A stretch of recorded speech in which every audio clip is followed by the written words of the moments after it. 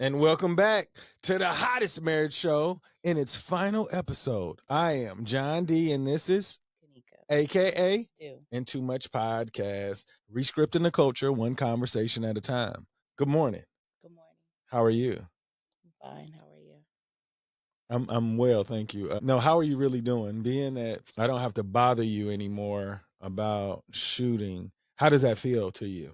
Like honestly, like I feel like I don't know how much time this took up in your mental capacity, but I do know that it was like pulling teeth sometimes. So I feel like you've had to think about it's almost over. Yeah, I did. I'm quite excited, but I feel bad because I know this is something that you really enjoy. I mean, not fighting me to get down, to record, but I feel relief. I feel relief because it's stressful to me to be seen on camera, and it's also stressful um to think about. We talk about the things that work for us or things that we've reflected on, and I never want people to feel like we're saying this is the right way to go, the only way to go. Sometimes people, even when you tell them I'm not talking directly to you, they respond like you're talking directly to them. And that's just anxiety. Like it brings anxiety to me. So there is relief. You and I will continue to talk. It just won't be in front of a camera, which is my preference. But I mean, that was nice. The nice things people have said about, our conversations, that's always great. But it really, like, every time you're like, we need to shoot, it was like, Could you do this if it wasn't on camera? Or is it just the time just taken like no, it's not even the time. Because literally we sit down for like 30 minutes, so it's not the time, it's the exposure. so what if like because I recognize the platform that I'm using now, they have this thing where I could turn our podcast into like a digital cartoon. It'll be us talking. It'll be us talking, but they'll have a cartoon with moving our mouths. That's interesting. Something you could think about. Maybe. Well, But it's still like the judgment. It's still like people listening to so me. so listen to this though. So yesterday, throughout my episode for I'm Growing Man, I told people that if this message isn't for you, please don't take it. Like this message is only for those who's looking for it. So if you're getting offended, it has nothing to do with you. You are taking it on and you shouldn't do that because my words come in peace. And if it's making you feel a type of way, it wasn't for you. So that's the way I feel about our podcast. I feel like if you are in a great relationship, this isn't for you. If you're in a relationship that you want to like grow together or improve or look for different ways to enjoy each other's company, this was for you. And the reason why I say that because I feel like I learned that through this process. Like what we were trying to give, what we weren't trying to tell people what to do. We were just trying to give them insight on what worked for us, what didn't work, and I guess a summary of different relationships we've known through our friends, family, to like where we can say, hey, this looks like a problem. This looks like this could be a problem in a relationship. But if it doesn't speak to you, it's not for you to like criticize us. And I know that you don't like being criticized or judged, but I think that just comes with the insecurity of the other person not having enough information. They can say that don't work when they mean, how did that work for you? Like, would that work for me? Is it possible to work for me versus that ain't gonna work? That's not good for you. That's the way I look at it now. Like when I see people comment and they say something that could be taken negatively, I know they aren't happy like me. And if they were, they wouldn't say those words. So I don't think they're trying to cause conflict, but they don't know how to respond in a way to get information they're looking for. Because why would you tell somebody that that doesn't work? Like I'm sure nobody's done what we've done that is speaking negatively. Oh, okay. Like Okay. if you're speaking negatively, there's no way they took the journey that we took. Okay. Yeah, I'm with that. Because and this is the reason why I say that, because if you actually take a journey with your partner, you learn about your partner and then you understand the point of our show. Like you wouldn't like get upset if you went through the journey and be like, why are they doing that? But so what I wanted to ask you is, what is your biggest takeaway from yourself? Like what did you learn about yourself in the last 4 years doing this podcast, other than you don't like to be in front of a camera? I knew that in the beginning. Well, I wouldn't have known that because, well, I guess you did. You was like, it took some time before we could get on the camera. But it was your idea. He's like, I think we should get on the camera. He was like, I don't know. Like, I don't want to be on the camera. I think it would be better if we were on the camera. And I was like, well, if we start, we can't stop. He was like, well, we're not ready yet then.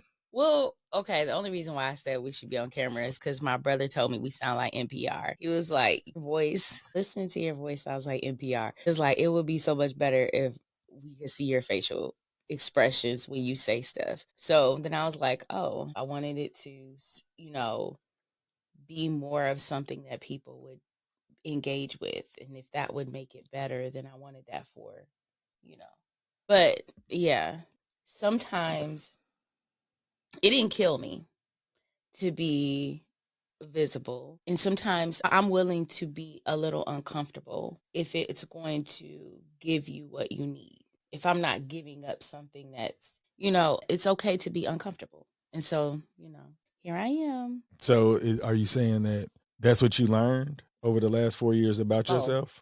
no. Well, so 4 years ago, when you came, we had been separated for 18 months. So I was really in 20. 20 months. Okay. I was in a single mind frame. I was a single mom as far as how I was operating from day to day. And I was a little resentful of, how those 20 months went. And honestly, if you guys listen to the first episodes, I remember somebody told me it sounds so painful. I probably wasn't in the best place. I definitely wasn't in the best place. I learned that when you're a grown up and you're in a marriage and you have a lot of things attached, like some people say, just because you're married and you have kids doesn't mean you need to stick it out in something that feels uncomfortable. I'm glad I stuck it out because I've watched, like, our conversations are better. I've learned, I could see and I could hear in my voice when I am more of a brick wall, and days of silent treatment don't happen anymore. I was good for that. I was closed. I was very, very closed off. Like, I still wanted you to be happy. I still wanted great things for you. I just didn't feel like I had to be a part of it necessarily. There were parts of us being apart that really, you learn that you can do things on your own. You learn that you can raise kids on your own. You can go through the day to day. I understand that people do it. I understand what it feels like. And I'm one of those people that if I'm by myself, I'm fine. It doesn't really matter one way or another. But I definitely learned what it's like to not need you, but to want you. And I like the feeling better of being with you because I want to be with you and not because I feel like I have to because I can't do it by myself. I never knew that when we had day we were together and working and sharing all the responsibilities and managing the house. I'd never had to do it by myself, and I don't know if I felt like I could. And sometimes I think when you have your partner to lean on, you don't necessarily know what you have the potential of doing. But I also recognize that just because I know I can do it doesn't mean I want to do it. I really learned with you and I that there's more power, and I feel better knowing that I'm here because I want to be here. And I think I get the same feeling from you that you want to be here. I remember when we got pregnant with Day, John and I had parted. We had gone our separate ways, and it just so happened that we had come together over a tragedy, and I got pregnant. Left the state, didn't even know nothing. And months later, I told him and I said, I understand where we were. When I talked to him, I was like, I want you to know that this is happening, and we don't have to be together. You can be in this child's life as much as you want. And I had planned on staying in Michigan with my family. And he said, no, I can't be a good father if I'm not there, if I'm not around in the house. I can't do that. So we have to do something else. And we ended up moving to Atlanta. And I felt like John felt like he needed, even though I don't doubt that he still loved me and I loved him, we were like, this isn't gonna work. He needed, in order to be a good father, he said he had to be front and center. And that really changed so many things for me. And I felt like he needed that. It wasn't that he wanted to be with me anymore, but the circumstances in the with those circumstances, you needed to be where I was. I'm hoping that, like, I've learned that I want you all the time. I'm hoping that you do too. It's no longer a need but a want. The need, I think, stopped. The need of it all stopped maybe like in 10 or 11. Mm. Like, I know it sounds crazy, but I remember, I'm like I told you, it was different stages of me reflecting how I felt about you and what I was willing to do for you. Mm-hmm. And when I realized that I didn't want to go anywhere, that's when I wanted you. Now, wanting you and being able to compliment you on what that looks like, I didn't know. I think I learned that, of course, through time. Mm-hmm. But I've definitely wanted you. Like, I wanted you when we went into the house or when we moved to Atlanta, but I didn't want you like I had wanted you before. It was different. It was like I'm growing up, like I have to fulfill some responsibilities. I know I still enjoyed your company, but I didn't think about wanting you first. I thought about I needed to fulfill some responsibilities. So I didn't even consider thinking about the want. And it Yeah. wasn't that I didn't want you, I just never thought about it. But when I started thinking about how I felt about you, that's when I realized I wanted you. Like, I didn't think I needed it, but I wanted it. I know I needed it now looking back, but I did want that. I wanted to go on this journey with you. I wanted to get to this point somehow. Mm-hmm. Um yeah, so the need aspect I didn't think about. It's good to know that you do want me and you said all the time. That made me feel really good. Because there are moments where I'm like there was a time where I always thought you wanted me, and I was like, she need to get she's tripping. I did. Now I don't want y'all to think that I didn't want him when I was needing him. Like, I look, I loved, at some point, you ever had like a scent that was like your person, and when you smell it you think of your person? He has one of those scents. When I say, like, in love with John, absolutely in love with him, needed him and wanted him. But I think there's power in understanding that you can just want somebody, you don't need them to survive. That's what I mean. But I had, it was unhealthy sometimes. I thought it was too. Was unhealthy.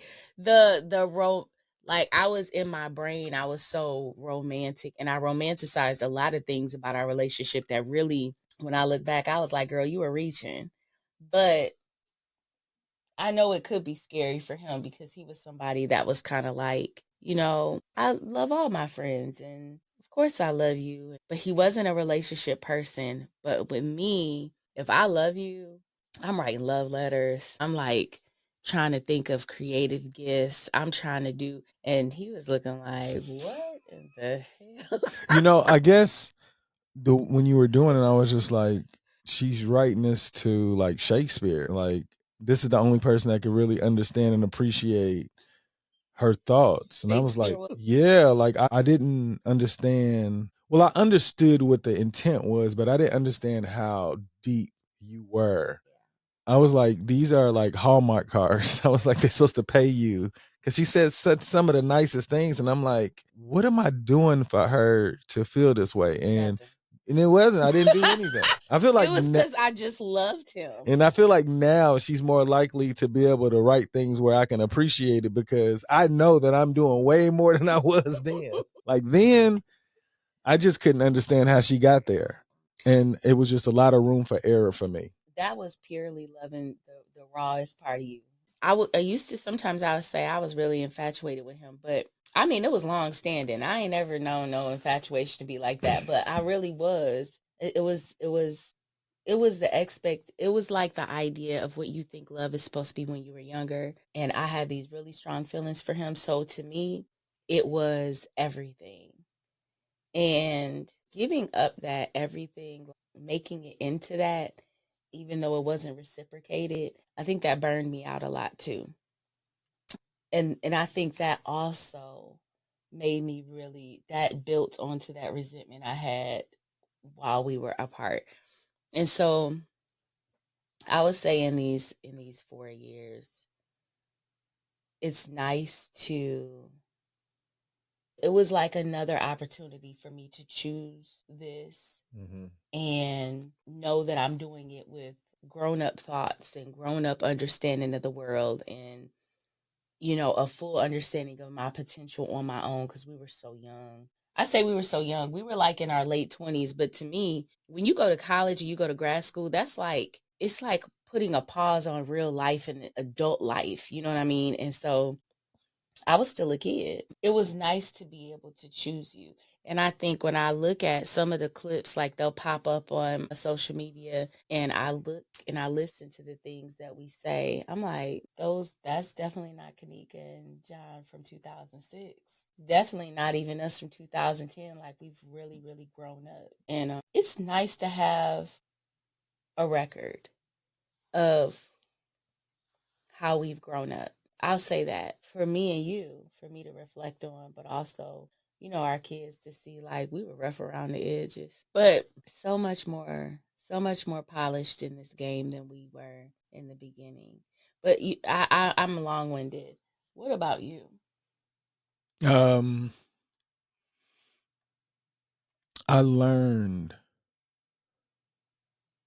that we can do something together and enjoy each other's space while we're doing it. I learned a lot about you. Like, I feel like a lot of the conversations we had on here are different than the ones we have that's not on here. I think the ones we have on here are a little more intentional with trying to give some type of message versus casual conversation, learning from each other. So when we came on here, there was some type of something that we were going to share with each other that we haven't spoken about. Like when we talk outside of podcasting, we're just shooting the shit for the most part. And sometimes it can get serious, but on here, we weren't. We were literally trying to give a message that marriages can work through intentional work and how to prepare people to even get to that point.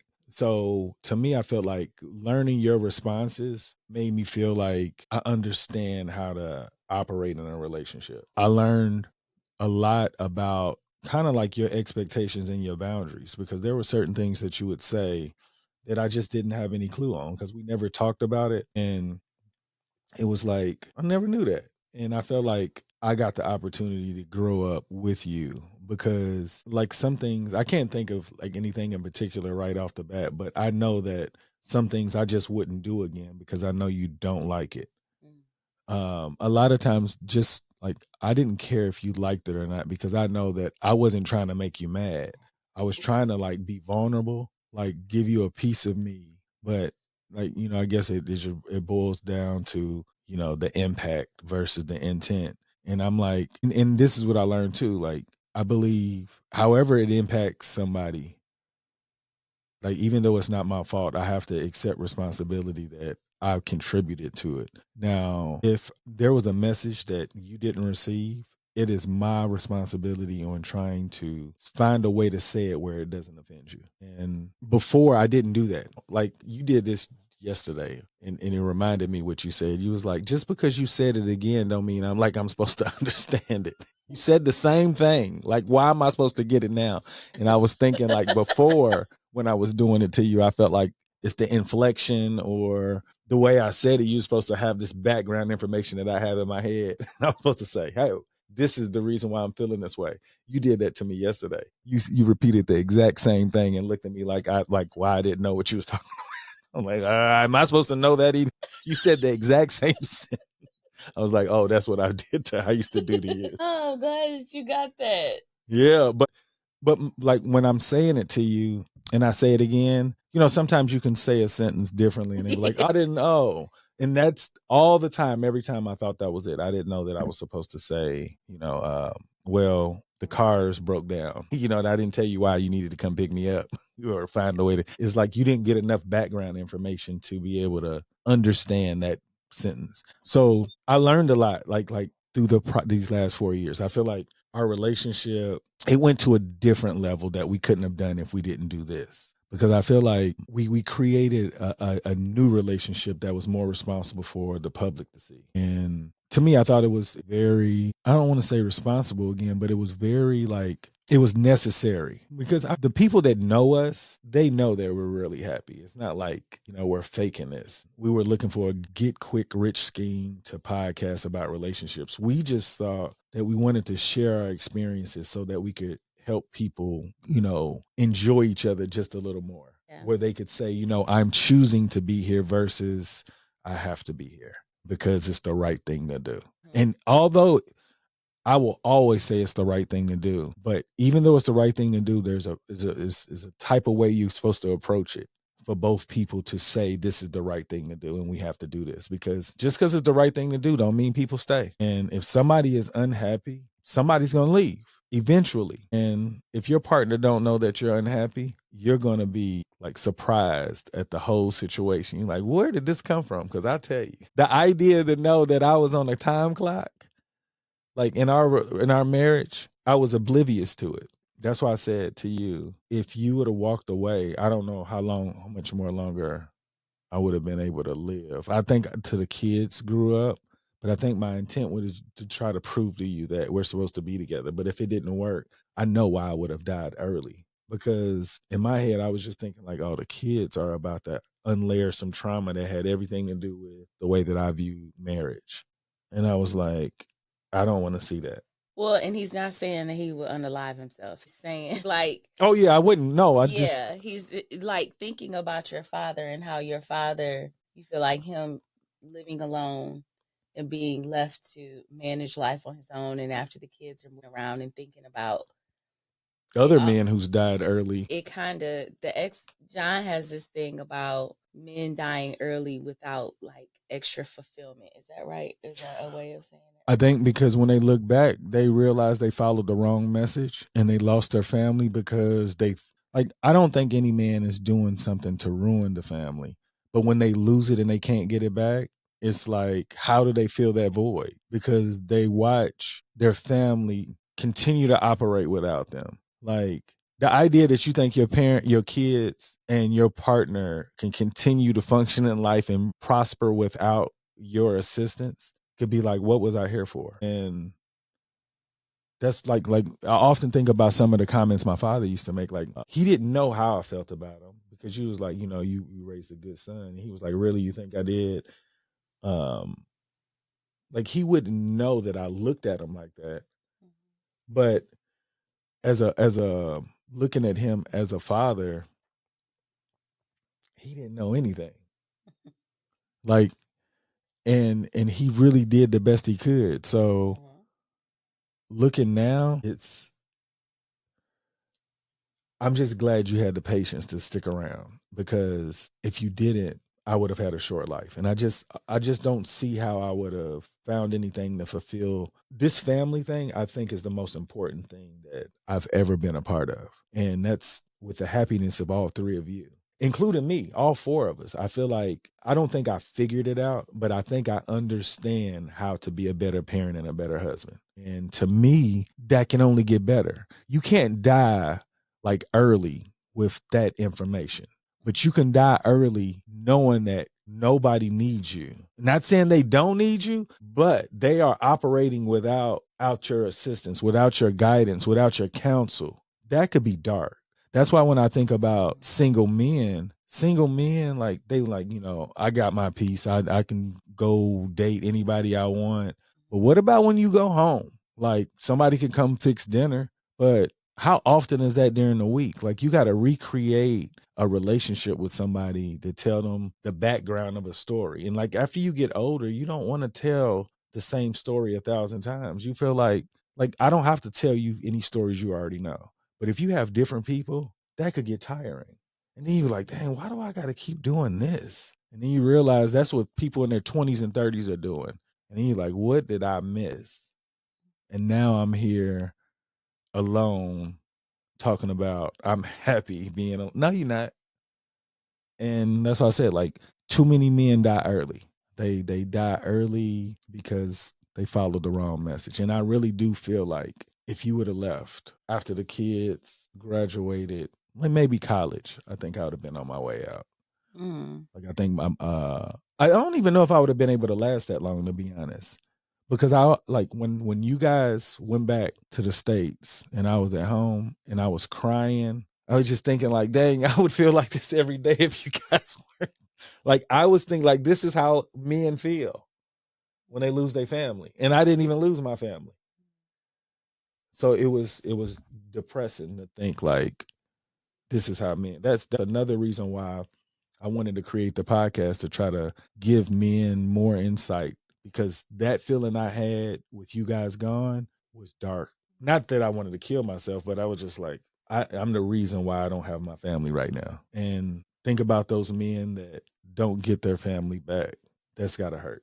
So I learned a lot about you so that I could continue to like make you happier. Cause I do know there's certain things that you just don't like. I still don't know a lot of the reasons why like it's like you just have this energy to not like certain things. But I did. I learned you. I learned how to be a better partner. And that was through this podcast too. Because like I said, a lot of our shows were more intentional to share our experiences. And that was when I got to hear you share or pour out things that you had never said before. So, what did you learn about me? I learned that you're far more flexible than you used to be.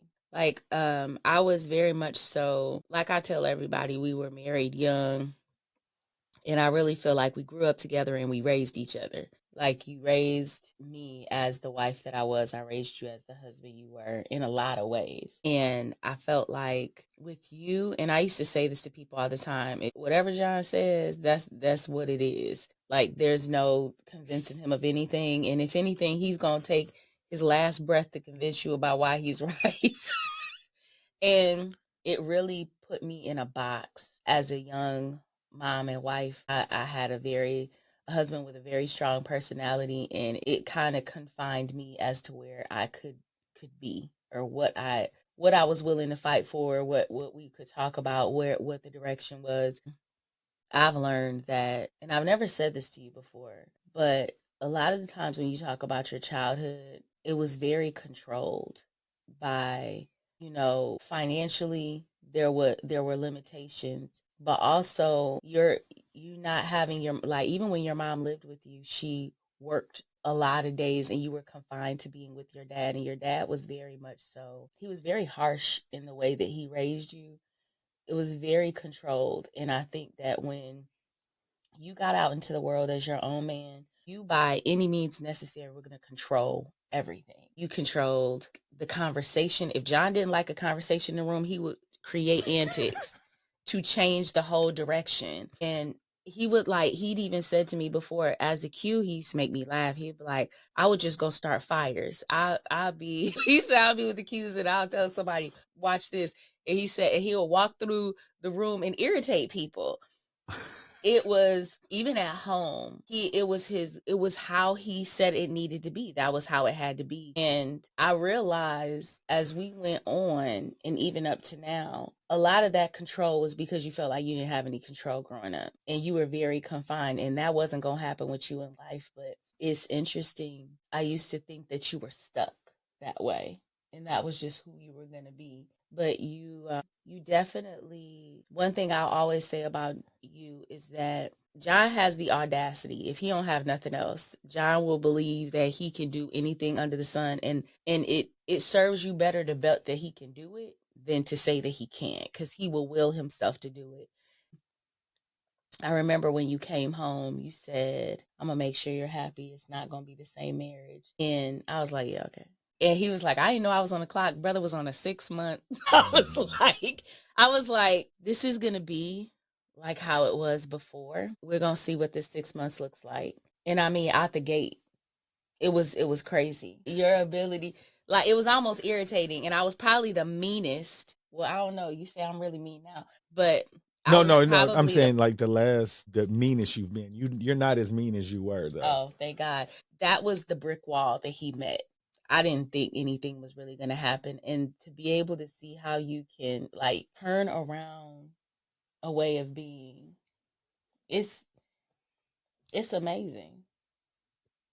I mean, I really, I won't bet against the kid. I just won't do it. But I didn't think it was going to be in all of the ways that you've changed, or it's never been focused on me before. It's been on you and all of the things outside. Because you always said, as long as the house is good, as long as everybody in the house is good, then I don't need to worry about that. I can do all the other things I want to do. And I really didn't know a young man who grew up in a household that was primarily just your dad doing things, and his dad used to date so many women that he kept gifts in his closet. It was like little gift sets. And one day he said, "Here, young lady," because he never worried about knowing my name. "Here, young lady." He gave me a gift set. It was like lotion and body wash and stuff. And for you to grow up like that, and then for you to be, and some of the things he said to you growing up, that you would tell me, it's like I shouldn't have expected him to be this husband.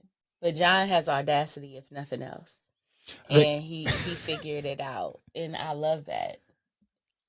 yeah, Like, I love that. I love it too because you deserve it. I was about to say what I learned from you was that I didn't realize that I controlled you.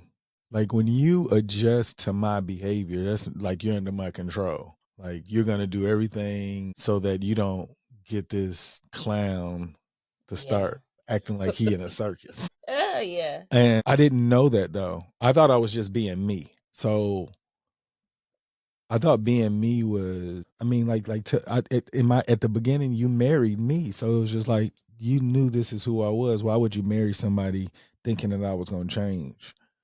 And looking back, I didn't realize how immature I was. And you married an immature person. That's what's so crazy. I think that whatever energy you had to love me, you had to have all of that for us to get to here. Because I guess my behaviors and the way that I spoke to you, no woman should have to like deal with it. And I want to say this, I didn't cuss you out. No, he I didn't didn't. call her out her name or anything, but the way that I spoke to her was just really mean. Uh, or like why didn't you know that? Or you sound like you stupid. You not something to But the he point. wouldn't Yeah, I wouldn't like he say wouldn't these say none of directly, it. but the tone sounded like that. Mm. But I didn't know that it sounded like that until February 3rd. That day, 2020. He will never. Yeah, like that was when my life No, changed. 21. I moved here in 21. Oh, that was no, And then everything else fell after that. So no, y'all February left in 20. 19. Yeah. So in February 20, that's when I learned. That was COVID because that's when I was getting my shot. I was in the car, I remember. It was February 3rd, 2020 cuz I didn't get no COVID shot in 21. Like I wasn't sitting like this was the first time the first initial shots. So we had the conversation after the big conversation, and that big conversation was December of 2020.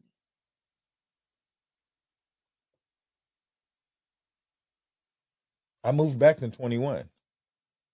Yep. And You knew in that 6 months leading up to when you moved back were the roughest ones we had. was it? Yes, I it thought it was was. a year. Yeah, okay, maybe it was. Yeah, regardless, We're gonna take part of no. What? No, no, I'm saying irregardless. that out. Um I hate irregardless. I know it's a word. I learned about myself that the way that I spoke was rude and you just took it. But you said you were telling me, and yeah, so that's what I did. I learned that I treated you a certain type of way for a long time, and I didn't even know it. So, regardless of my intent, I can understand the impact that that played because I was just in my own world. I just felt like this is who I am. So it wasn't like I was intentionally beating you up. I was just like, this is what my makeup. This is the cloth I'm cut from, and I didn't realize I could change the cloth though. So yeah, I'm grateful that you found enough to keep going because that first 6 months, even though you gave me 6 months, it seemed like it was really tough for you to like to have to really give them six. In my head, I was just like, because it was just like it was no budging you. And I'm like, oh my god, does she know I'm trying? He was tapping the mic. Is this on? But so I think the podcast. it played a significant role in our growth because before we started making those boundaries or whatnot, we would have to talk. But we made a lot of episodes in the beginning, so when we were getting into it, it was like, hey, there was one episode where we were going at it, and I was like, "Cut it! I don't. You better not ever run this." yeah. Yeah, yeah. But